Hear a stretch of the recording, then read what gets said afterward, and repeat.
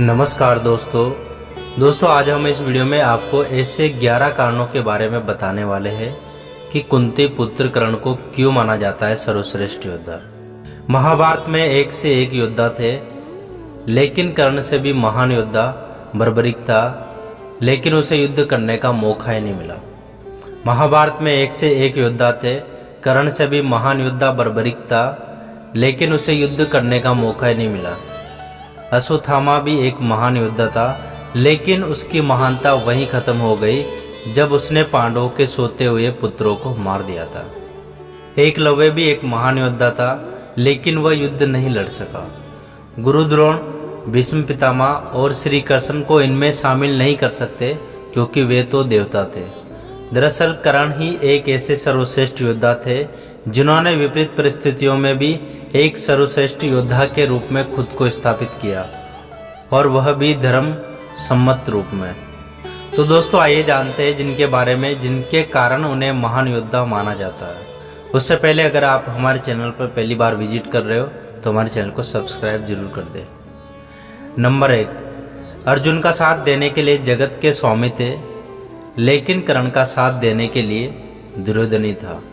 अर्जुन पूर्णतः श्री कृष्ण पर आश्रित थे, जबकि इधर दुर्योधन कर्ण पर आश्रित था। नंबर 2, द्रोण ने वे संपूर्ण शिक्षा नहीं दी जो कर्ण ने कौरवों और पांडवों को दी थी। फिर भी कर्ण ने परशुराम से बची हुई शिक्षा छल से हासिल कर ली थी। अगर कर्ण अर्जुन जैसे योग्य नहीं होता तो भगवान परशुराम कर्ण को शिक्षा देने के लिए तैयार नहीं होते। नंबर 3, कर्ण एक सच्चा मित्र होने के साथ साथ दानवीर भी था। भगवान श्री कृष्ण भी इस बात की पुष्टि करते हैं कि कर्ण से बड़ा कोई दानवीर नहीं था। कर्ण जब यह जान गया कि मेरी माता कौन है और मेरे भाई कौन है, तब भी उसने मित्रता का धर्म निभाया और दुर्योधन का साथ दिया था। नंबर 4, श्री कृष्ण की योजना के तहत कर्ण के द्वारा अर्जुन के पिता इंद्र द्वारा छल से कर्ण के कवच और कुंडल दान में मांग लिए गए थे। इसके बाद भी कर्ण ने एक सच्चे योद्धा की तरह युद्ध लड़ा।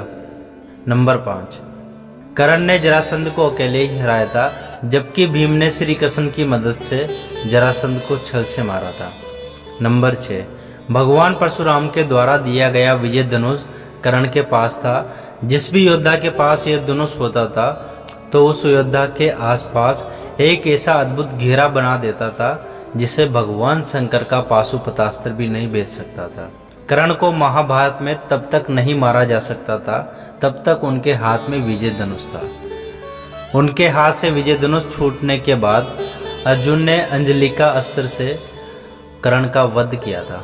नंबर 7, कर्ण ने कुंती माता को वचन दिया था कि वह आपके 5 ही पांडव जीवित रहेंगे, और उन्होंने अर्जुन को छोड़कर बाकी सभी पुत्र जीवित रहेंगे इस बात का वचन दिया था। मगर महाभारत युद्ध के समय कई बार ऐसे मौके भी आए जब कर्ण के सामने भीम, युधिष्ठिर, नकुल और सहदेव के साथ युद्ध हुआ, लेकिन वो चाहते तो सभी को मार सकते थे, परंतु उन्होंने ऐसा नहीं किया क्योंकि एक योद्धा के द्वारा दिया गया वचन ही सर्वश्रेष्ठ होता है। नंबर 8, जिस द्रुपद को कौरव और पांडव 105 भाई मिलकर जीत नहीं पाए, उसे कर्ण ने दिग्विजय के दौरान अकेले ही हराया था।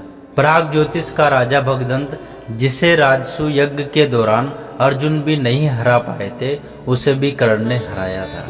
नंबर 9, अश्वसेन बाण का दोबारा संगार न करना, यह भी एक सर्वश्रेष्ठता का प्रमाण है। अश्वसेन एक नाग था जो कर्ण के एक बाण पर चढ़ गया था, जिसने कहा था कि तुम मेरा संधान करो, मैं वहीं पहुंचकर अर्जुन को डसकर अपना बदला पूरा करूंगा, क्योंकि अर्जुन ने खांडव वन में आग लगा दी थी जिससे मेरा परिवार मारा गया था। लेकिन कर्ण ने अश्वसेन को मना कर दिया था। नंबर 10, जब श्री कृष्ण ने कर्ण को बताया कि तुम पांडवों के सबसे बड़े भाई हो, तो कर्ण ने कहा कि हे श्री कृष्ण, पांडवों को मेरी मृत्यु तक ये मत बताना कि मैं उनका बड़ा भाई हूँ, वरना वे युद्ध नहीं लड़ेंगे और उनकी लड़ाई मेरी लड़ाई के प्रति कमजोर पड़ जाएगी पड़ जाएगी। कर्ण की यह बात सिद्ध करती है कि कर्ण पांडवों के किसी भी षड्यंत्र में शामिल नहीं थे। नंबर 11, महाभारत के एक प्रसंगानुसार मिलता है कि कर्ण के बाणों के प्रहार से अर्जुन का रथ कुछ इंच पीछे चला जाता था, जब श्री कृष्ण कर्ण की तारीफ किया करते थे। तब अर्जुन कहता था कि मेरे बाणों से कर्ण का रथ तो बहुत पीछे चला गया था, तब तो आपने मेरी कोई प्रशंसा नहीं की। तब अर्जुन की इस बात पर भगवान श्री कृष्ण कहते हैं कि कर्ण के रथ पर उनके सारथी महाराज शल्य बैठे, परंतु तुम्हारे रथ पर मैं यानी कि स्वयं नारायण और महावीर हनुमान जी बैठे हैं। तब भी कर्ण ने तुम्हारा रथ पीछे धकेल दिया। तो सोचो, अगर वीर हनुमान जी नहीं होते तो तुम्हारे रथ का क्या होता। इस प्रकार कर्ण को महाभारत का सर्वश्रेष्ठ योद्धा माना जा सकता है। तो दोस्तों, इसमें आपकी क्या राय है? और दोस्तों, कर्ण और अर्जुन में कौन सबसे सर्वश्रेष्ठ था, हमें कमेंट करके जरूर बताएगा। और अगर आप पहली बार हमारे चैनल पे आए हो तो हमारे चैनल को सब्सक्राइब जरूर करें और वीडियो को लाइक करें और वीडियो को ज़्यादा से ज़्यादा शेयर करें, ताकि आने वाली ऐसी हर एक वीडियो का नोटिफिकेशन आपको सबसे पहले मिले।